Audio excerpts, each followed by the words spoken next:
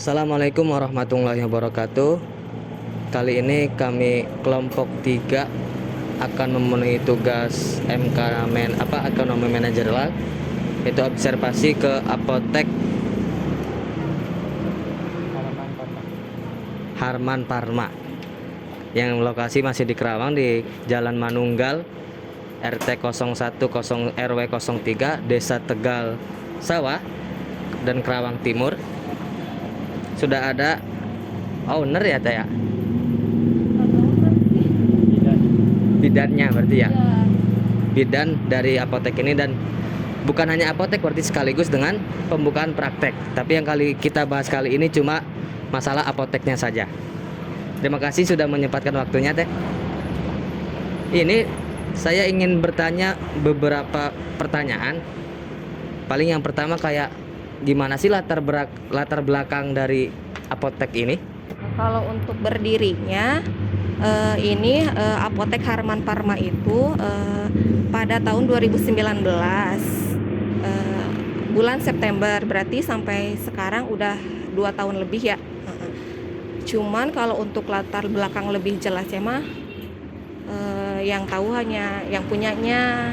Cuman untuk mengenai ininya cuma 2019 bulan September aja. Pertanyaan kedua mungkin Teh, fluktuasi perjalanan bisnis dari apotek ini bagaimana ya? Kalau untuk perjalanan dari awal bisnisnya, buka usahanya, kan namanya usaha ya, dari awal pasti hanya 1, 2, 3 orang yang pembeli ya, soalnya kan baru itu biasanya agak sepi, tapi hanya beberapa ada. Cuman semakin kesini alhamdulillah meningkat, penghasilannya meningkat, dan banyak orang yang tahu dari mana-mana, dan dari sekitarannya juga alhamdulillah banyak yang berkembangnya lebih pesat sih ya, alhamdulillah sampai sekarang. Di pelaku bisnis yang lainnya berarti perjalanan bisnisnya ya dari awal kecil sampai besar. Ya, wajar lah ya Teh ya. Kemudian yang ketiga ini bagaimana sih proses pelayanan, kemudian penggunaan karyawan, terus apakah di sini meracik obat atau tidaknya gitu? Karena apotek kan kalau ke bara kan beda lagi gitu Teh. Kalau untuk peracikan obat biasanya hanya di sama apotekernya. Ini kan ada apotekernya, ada penanggung jawab apoteker sama asisten apoteker. Cuman kalau untuk apoteker sama asisten apotekernya itu enggak standby. Jadi kalau untuk peracikan kita tidak menerima, misal kayak ada resep gitu ya, ada resep dari dokter. Nah itu kita belum tersedia paling di sini ya. Tapi kalau untuk yang biasa-biasa obat itu yang udah ada gitu ya, paling hanya ngejual itu saja gitu. Dan untuk karyawannya pun ada 2 sih, jadi yang menjaga di sini itu bukan apotekernya, jadi cuma pelayanannya aja, hanya orang-orangnya gitu, jasa dari perorangnya gitu. Ya mungkin dari saya cuma itu saja Teh, nanti dilanjut sama teman-teman. Saya ingin bertanya Teh, manajerial pemasarannya itu seperti apa ya? Apakah masih seperti biasa atau ada cara lain yang sudah dikembangkan seperti online kayak gitu? Kalau untuk manajerial gitunya mah kita penjualan obatnya masih standby di sini, masih standby, tidak menggunakan online. Kalau misalkan untuk online kita belum ada orang yang bisa ngirimnya gitu ya. Kalau misalkan ada online itu kan harus ada jasa pengirim kemana-mana. Jadi kita paling hanya di sini di standby, tetap di apotek di sini ya. Teh, saya ingin bertanya lagi. Manajer keuangannya, modal yang digunakan, sampai mana kegiatan pencatatannya, keuangannya dilakukan? Apakah tidak pernah dicatat?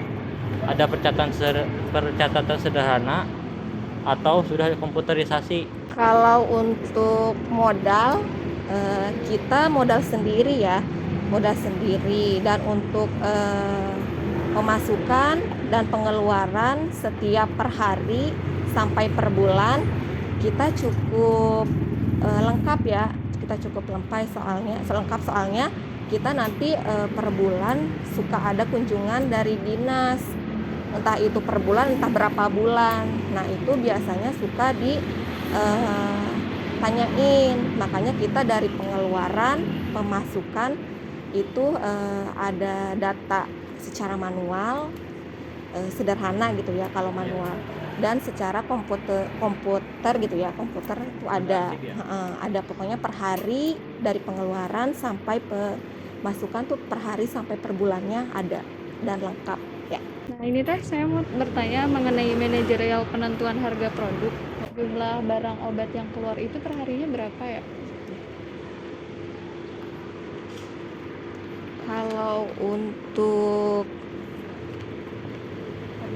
harga obatnya, harga per produk ya, paling kita satu produk itu ngambilnya 25%. Jadi per obat ngambil 25%. Dan untuk perharinya bisa sampai 30 sampai 35 macam obat yang terjual. Bisa lebih sih kalau misalkan lagi rame, lebih ya sampai 50 macam. Tapi kalau misalkan ya rada biasa-biasa ya, apalagi pandeminya kan udah nggak ada. Bukan nggak ada sih, udah menurun.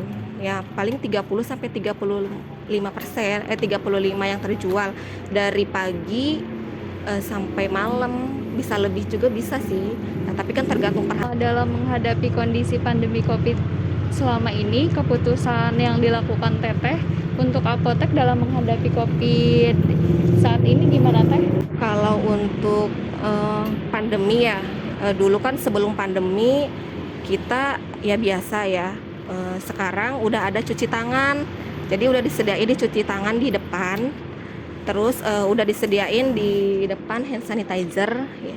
Sama yang ini apa, skat pembatas buat pembeli sama pelayan itu. Jadi sekarang mungkin yang ditingkatkan protokol kesehatannya ya, soalnya kan sekarang kan sebelum pandemi sama pandemi itu beda ya.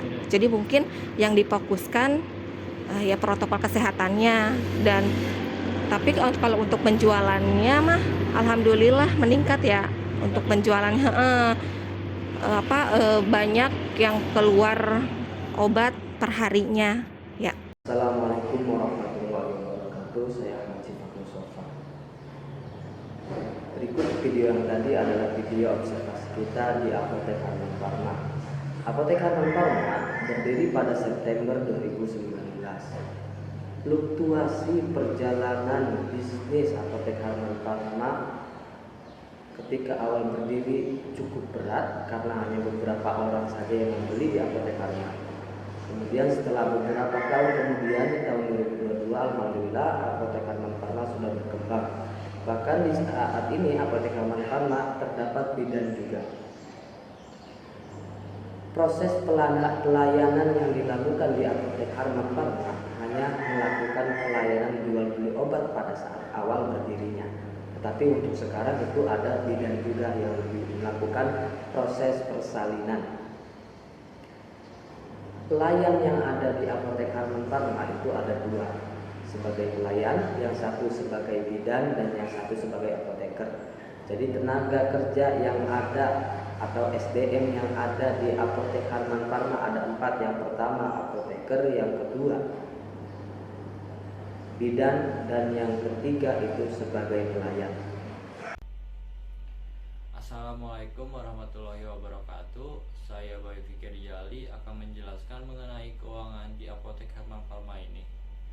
Manajerial keuangan atau modal yang digunakan Apotek Harman Pharma ini berasal dari diri sendiri, dan untuk pencatatan pemasukan ataupun pengeluarannya dilakukan per hari dan per bulan dengan menggunakan buku dan komputerisasi.